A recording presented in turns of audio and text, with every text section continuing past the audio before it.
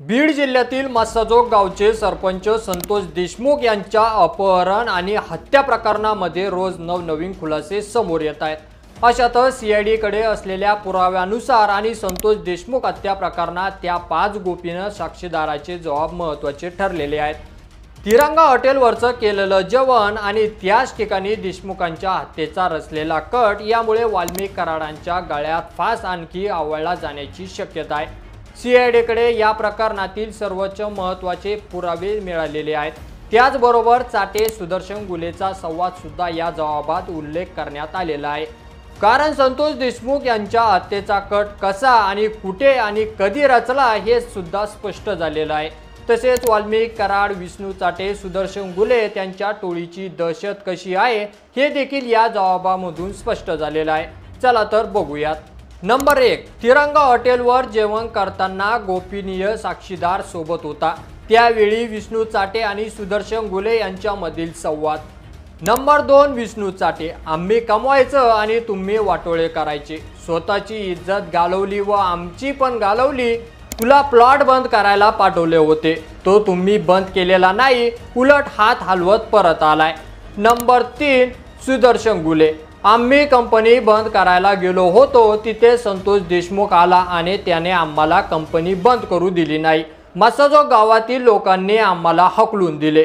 Number 4, त्यानंतर विष्णू चाटे, वाल्मिक अण्णाचा निरोप आहे, हे काम बंद केले नाही, खंडणी दिली नाही, संतोष देशमुख आडवा आला तर त्याला कायमचा धडा शिकवा, इतरांना संदेश जाईल की आमच्या मागण्या पूर्ण नाही केल्या तर काय परिणाम होतो। नंबर 5, विष्णू चाटे, वाल्मिक अण्णाचा सांगण्याप्रमाणे संतोष देशमुख यांना कायमचा धडा शिकवला। नंबर 6, सुदर्शन गुले, आता मी कंपनी बंद करायला कोणी अडथळा आणणार नाही असा बंदोबस्त करून दाखवतो। त्यानंतर 6 डिसेंबर 2024 रोजी आवाजा कंपनीमध्ये झालेल्या मारहाणीनंतर संतोष देशमुख यांना मी फोन करून सांगितले होते, तुम्ही सुदर्शन गुले व त्यांच्या साथीदारांविरुद्ध गुन्हा दाखल करा, नाहीतर ते तुम्हाला सोडणार नाही।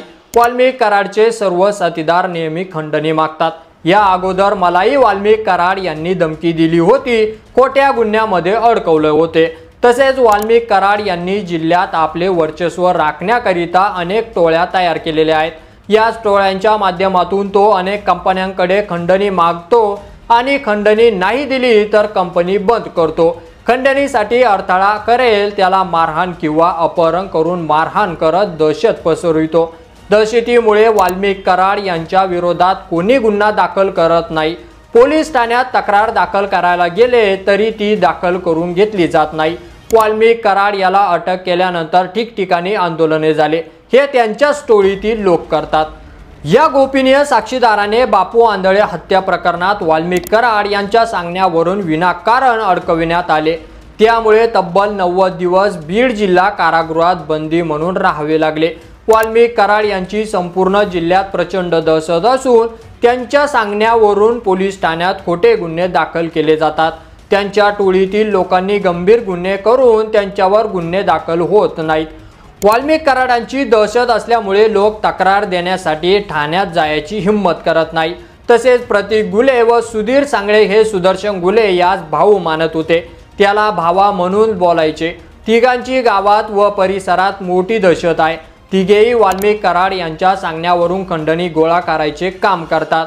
तर अशी वाल्मिक कराड उर्फ अण्णा यांची दहशत बीडमध्ये माजलेली आहे की या व्हिडिओवर तुमचं मत आपल्या कमेंट बॉक्समध्ये लिहायला अजिबात विसरू नका आणि असेच नवीन व्हिडिओ पाहत राहण्यासाठी आपल्या मराठी एल्गार या यूट्यूब चॅनलला सबस्क्राईब करा। धन्यवाद।